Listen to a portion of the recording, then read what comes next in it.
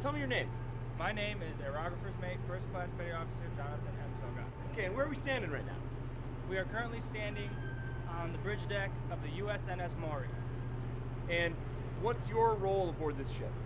My role aboard the USNS Maury is a survey watch technician. So I would come aboard the ship when it sails, and I would work with one of the sonar systems down in the lab and work with the acoustic SMEs and sonar SMEs that come out from NAVO at Stennis Space Center to do the science mission on the ship. Explain to me what USNS is for the civilian side that may not be aware as to why there's a Navy guy but we're not on a USS ship.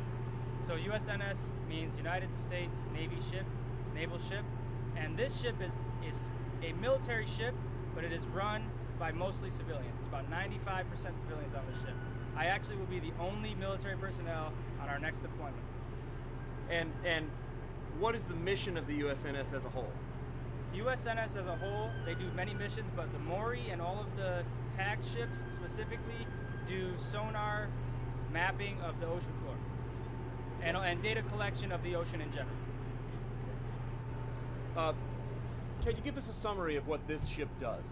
So the USNS Maury goes out and it is collecting oceanographic data and sometimes some meteorological data as well, because as a whole we need to make sure our models and our environment is predicted properly, and it starts with us gathering all the data all over the world to get the proper predictions to the warfighters and to the operations. How would you say that? Operations. Right. Yeah, operations. What kind of submersibles do you have personal experience with? Right now, I've actually just finished a class with University of Southern Mississippi. It was a 5-week class to teach me all that I can get to know about unmanned systems. The Navy is trying to become the world's leader in unmanned systems, especially in the maritime field.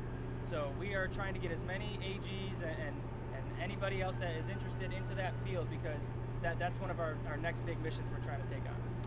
I understand that the boatage was instrumental in helping the natives of the Philippines when the typhoon hit back in 2013, and that ship, which is a predecessor of this one, I think, was instrumental in making sure that the channel into the harbor was clear so that the Navy hospital could arrive without any obstruction. Yes. Mapping of the ocean floor is very important. You see this harbor out here. If it wasn't mapped properly, there could be a lot of issues. There's a lot of ships that come through here, and especially for scenarios like that where you need to get an important hospital ship into the port to help people out, you want to get in there safely. It's all about safety. Right.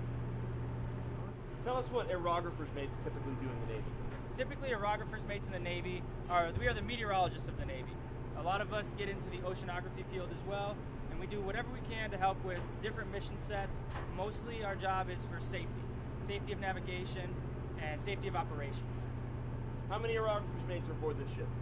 Currently, there's about 30, but we're all just riding the ship. Usually there's only 1 or 2 at a time.